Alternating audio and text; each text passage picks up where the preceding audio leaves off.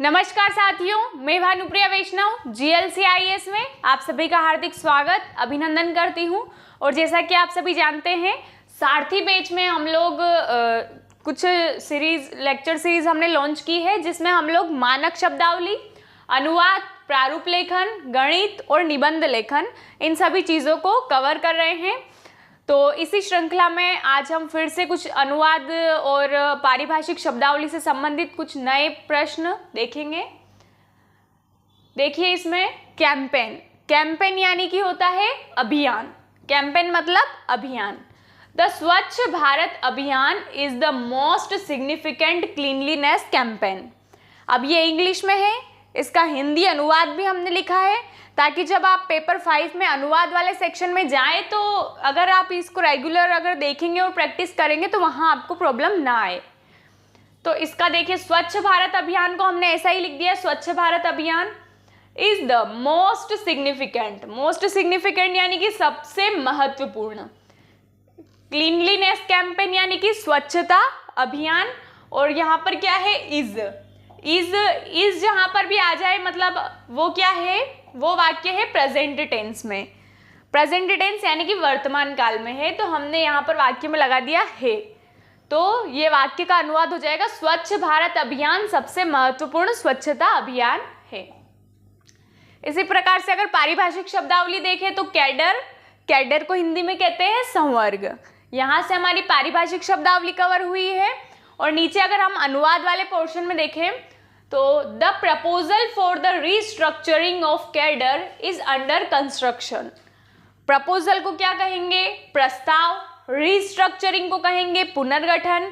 और कैडर यानी कि संवर्ग, और कंस्ट्रक्शन यानी कि अंडर कंस्ट्रक्शन यानी कि विचाराधीन। तो यह हमारा वाक्य हो जाएगा, संवर्ग के पुनर्गठन का प्रस्ताव विचाराधीन है। अब यहाँ है क्यों आया, क्योंकि यहाँ पर क्या लिखा है, इज। और मैंने अभी बताया है कि अगर वाक्य वर्तमान काल में है तो वहाँ इज आएगा, तो इसलिए हमने यहाँ पर वाक्य में है लगाया लास्ट में। अगला है क्वेश्चन यानी कि होता है सावधान। तो ये पारिभाषिक शब्दावली कवर करता है, क्वेश्चन यानी कि सावधान।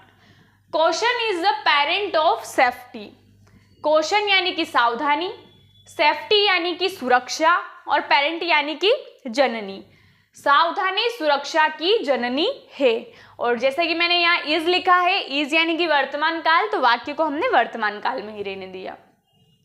बाइलेटरल यानी कि द्विपक्षीय। Bilateral relation between India and Sri Lanka have improved. तो बाइलेटरल यानी कि द्विपक्षीय, रिलेशन यानी कि संबंध, बिटवीन यानी कि बीच में, किसके बीच में, तो इंडिया और श्रीलंका के बीच में। और इम्प्रूव्ड यानी कि बेहतर हुए हैं, पहले से ज़्यादा अच्छे होना, बेहतर होना, यानी कि भारत और श्रीलंका के बीच द्विपक्षीय संबंध बेहतर हुए हैं। अब आप कहोगे कि यहाँ पर तो इज लिखा ही नहीं है, तो आपने है कैसे लगा दिया। तो याद रखिएगा, इज के अलावा देखो, इज MR प्लस हैज या हैव वर्ड लगा है, मतलब कि ये सभी जो वर्ब है ये वर्तमान काल की है। तो इज नहीं है तो यहाँ पर हैव तो है ना, तो हैव लगा है, मतलब ये वर्तमान काल का वाक्य है। फिर देखिए, बोरो यानी कि उधार लेना। We can borrow books from library. अब वी का मतलब हो जाएगा हम, कैन यानी कि सकते हैं, मतलब कुछ भी जो भी हम कर सकते हैं उसके लिए हम लगाते हैं कैन। बोरो यानी कि उधार लेना, बुक्स मतलब हो गया पुस्तकें, फ्रॉम लाइब्रेरी यानी कि पुस्तकालय से। तो हम पुस्तकालय से पुस्तकें उधार ले सकते हैं। अगला वाक्य है यहाँ पर ब्रीच यानी कि भंग या विच्छेद।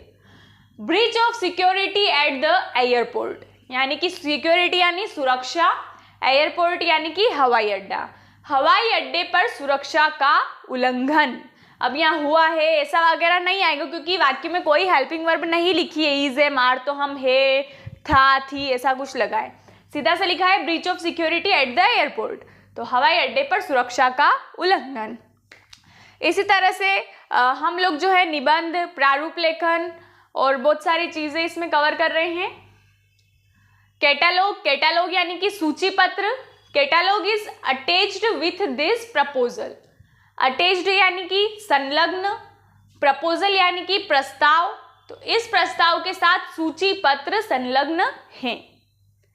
अगला मीनिंग है ब्यूरोक्रेसी, जिससे आप भली भांति वाकिफ है, इसी के लिए आप लोग तैयारी कर रहे हैं, तो इसका पता तो मतलब इसका हिंदी मीनिंग तो आपको पता ही होना चाहिए। ब्यूरोक्रेसी यानी कि नौकरशाही, the bureaucracy should be transparent and friendly. Bureaucracy यानी कि नौकरशाही, शुड आया है मतलब हमारे वाक्य में क्या शब्द जुड़ जाएगा, चाहिए, शुड मतलब चाहिए, ट्रांसपेरेंट यानी कि पारदर्शी, और फ्रेंडली यानी कि मैत्रीपूर्ण। तो वाक्य हो जाएगा नौकरशाही पारदर्शी और मैत्रीपूर्ण होनी चाहिए। ब्राइब, ब्राइब यानी कि रिश्वत, अच्छे से जानते हैं, इससे दूर रहना है, क्योंकि ये नौकरशाही में ये बहुत ज़्यादा प्रचलन में है, लेकिन हमें इससे दूर रहना है। ब्राइब यानी कि रिश्वत, the investigating officer has offered bribe. Investigating यानी कि जांच, हम बोलते हैं ना इन्वेस्टिगेशन के लिए आ रहे हैं यानी जांच। इन्वेस्टिगेटिंग ऑफिसर जांच अधिकारी, ऑफर्ड ब्राइब, ऑफर्ड यानी कि पेश करना, पेशकश की, है ना, ऑफर्ड यानी कि यहाँ पेशकश, और ब्राइब यानी रिश्वत। जांच अधिकारी ने रिश्वत की पेशकश की है। कैश, कैश यानी कि होता है नकद, भली भांति परिचित है आप लोग इससे। Payment to seller was made in cash, payment यानी कि भुगतान करना। देखो पेमेंट शब्द हम नॉर्मल डेली बोलचाल की भाषा में हम पेमेंट वर्ड का इस्तेमाल करते हैं, लेकिन इसका हिंदी मीनिंग हमें थोड़ा आसानी से नहीं आ पाता है, तो ध्यान रखेंगे। पेमेंट यानी कि भुगतान, सेलर यानी विक्रेता, और कैश यानी कि नकद, तो विक्रेता को नकद भुगतान किया गया। अगला है बायोडाटा, बायोडाटा यानी कि जीवन परिचय। प्लीज सेंड बायोडाटा, कृपया जीवन परिचय भेजें। अब ये मैंने ऐसे छोटे छोटे वाक्य भी इसलिए लिए हैं क्योंकि हमारे अनुवाद में ऐसे 2-3 शब्द के वाक्य भी पूछे जाते हैं, उन्हें भी हमें डील करना आना चाहिए। तो प्लीज सेंड बायोडाटा, कृपया जीवन परिचय भेजें। केस, केस यहाँ हम बोलते ही रहते उस पर केस कर दिया, इस पर केस कर दिया, क्या होता है केस का हिंदी मीनिंग, तो होता है प्रकरण या मामला। A case of theft was filed against him, theft यानी चोरी, है ना, फाइल्ड अगेंस्ट हिम, फाइल यानी कि दर्ज करना, फाइल्ड केस फाइल करना यानी कि केस दर्ज करवाना, अगेंस्ट यानी कि खिलाफ, उसके खिलाफ चोरी का मामला दर्ज किया गया था।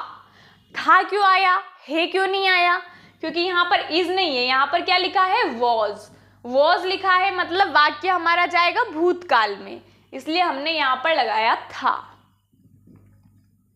कैंडिडेट, कैंडिडेट यानी कि प्रत्याशी, हम सभी अभी कैंडिडेट ही हैं, जो सिविल सर्विसेज के लिए तैयारी कर रहे तो हम कैंडिडेट्स ही हैं उसके लिए, तो ये कैंडिडेट यानी कि प्रत्याशी।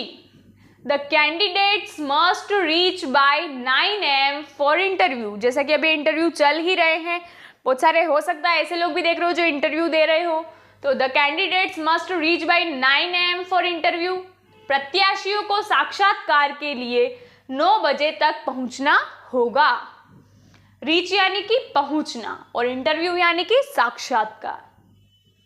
ब्रॉडकास्ट, ब्रॉडकास्ट यानी कि प्रसारण। This broadcast will be very beneficial for citizens, इसमें तो सभी शब्द ऐसे हैं जिनके मतलब आपको हिंदी में आते ही होंगे, फिर भी देख लेते हैं।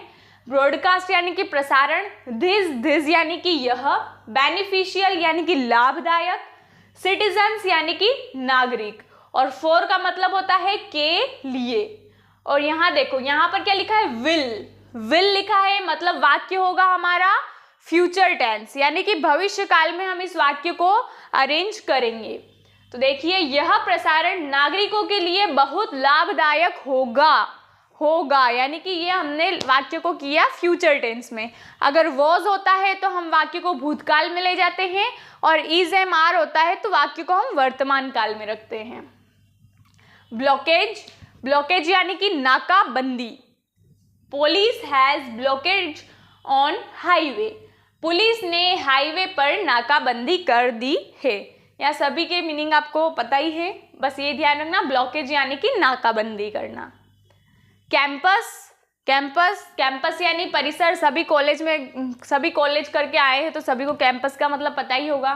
कैंपस यानी परिसर। The BHU campus is spread over 1000 एकड़। BHU परिसर 1000 एकड़ में फैला हुआ है। स्प्रेड ओवर का मतलब हो जाएगा यहाँ पर फैला हुआ, स्प्रेड ओवर यानी कि फैला हुआ। और अगला देखिए बॉन्ड, बॉन्ड यानी कि बंध पत्र। अब वाक्य देखेंगे, project will be financed by government bonds. Project यानी कि परियोजना, विल आया है मतलब वाक्य हम फ्यूचर टेंस में ले जाएंगे। फाइनेंस्ड यानी कि वित्त पोषित, कहाँ से हमें वित्त मिल रहा है, फाइनेंस्ड यानी कि वित्त पोषित, बाय गवर्नमेंट बॉन्ड यानी कि सरकारी बंध या सरकारी बॉन्ड, सरकारी बंध पत्र। तो परियोजना को सरकारी बॉन्ड की जगह बंध पत्र लिख सकते हैं। परियोजना को सरकारी बॉन्ड द्वारा वित्त पोषित किया जाएगा। कैपिटल, कैपिटल यानी पूंजी। अब कुछ लोग सोचते हैं कि कैपिटल यानी कि तो राजधानी भी होता है, तो मेरे हिसाब से अगर एग्जाम में आ जाए तो आप पूंजी और कोमा करके राजधानी दोनों शब्द लिख सकते हैं। The businessman invested capital of ₹1 lakh. Businessman यानी कि व्यवसायी, इन्वेस्ट करना यानी कि पैसे लगाना, पूंजी लगाना, ये होता है इन्वेस्ट। कैपिटल यानी कि पूंजी, तो व्यवसायी ने 1 लाख रुपए की पूंजी लगाई। अगला है सेंट्रलाइजेशन। सेंट्रलाइजेशन पॉलिटी सबने पढ़ी है, तो सबने सेंट्रलाइजेशन वर्ड भी जरूर पढ़ा होगा। सेंट्रलाइजेशन यानी कि केंद्रीकरण। Centralisation means concentration of authority at the top level of management। अब यहाँ पर means मतलब अर्थ, means का मतलब होता है अर्थ, concentration मतलब संकेंद्रण, concentration यानी कि संकेंद्रण, authority यानी कि प्राधिकार, और top level यानी कि शीर्ष स्तर, top यानी शीर्ष और level यानी स्तर, और management यानी होता है प्रबंधन। मैनेजमेंट यानी प्रबंधन, यानी कि केंद्रीकरण का अर्थ है प्रबंधन के शीर्ष स्तर पर प्राधिकार का संकेंद्रण। अब ये देखिए जो हमारा सारथी बैच है, इसमें हमने जो टॉपिक्स कवर किए हैं वो लगभग 180 अंक कहीं ना कहीं कवर करते हैं। तो ऐसे इन चीज़ों के लिए आप सारथी बैच देख सकते हैं, वो आपको मिलने वाला है GLC IAS के एप्लीकेशन पर, जो आप प्ले स्टोर से डाउनलोड कर सकते हैं। Thank you.